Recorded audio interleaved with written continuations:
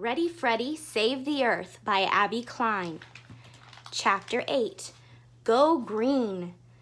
The next day, we were all putting our backpacks away in our cubbies when Chloe started running around the room screaming, "Ah!"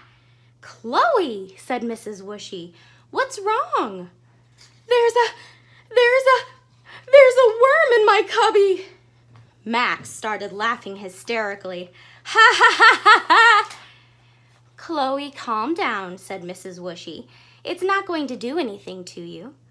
Chloe covered her eyes. "I can't look at it! Just get it out! Get it out!" she screamed. Mrs. Whooshy slowly pulled the worm out of Chloe's cubby and held it in her hand. "It's out now, Chloe. You can open your eyes." "Throw it outside! Throw it outside!" said Chloe. "Actually, this worm is going to go in the compost bin we make today. It's called a red wiggler.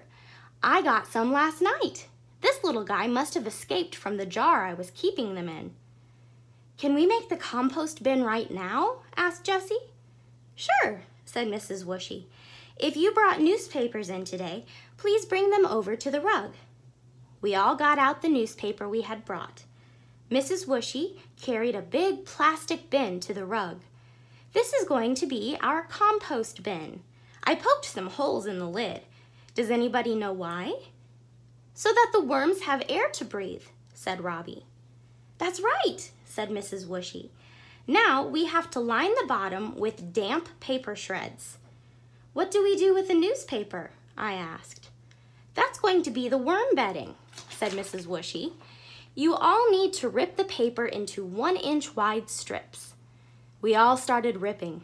"This is fun," said Jessie. "Now we make it a little bit damp by spraying some water on it and then spread it out on the bottom of the bin." "What next?" asked Max.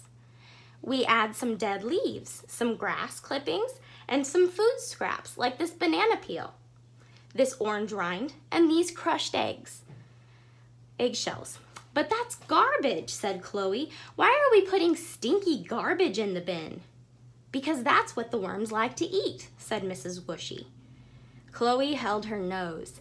"P.U.," she said. "Finally," said Mrs. Whooshy, "we add the worms.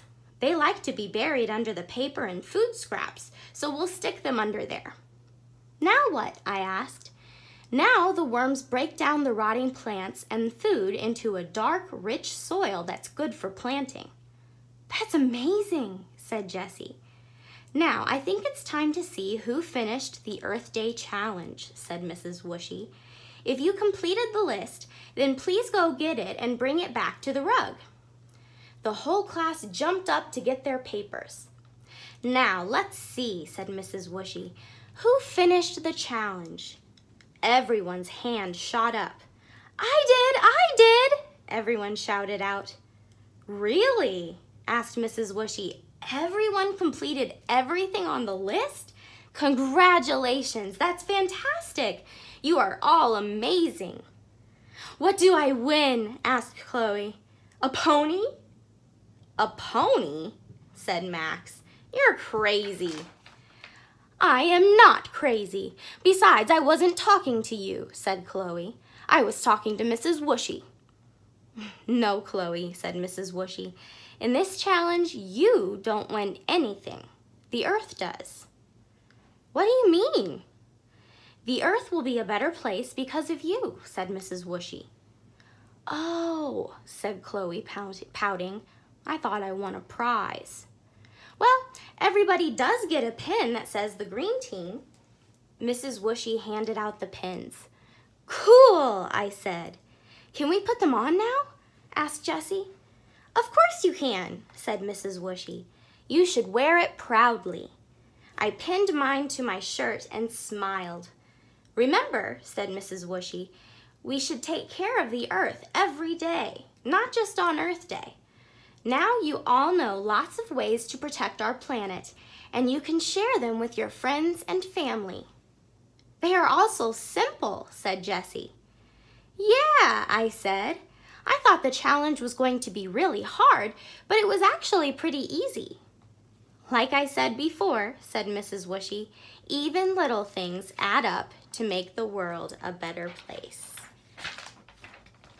The end.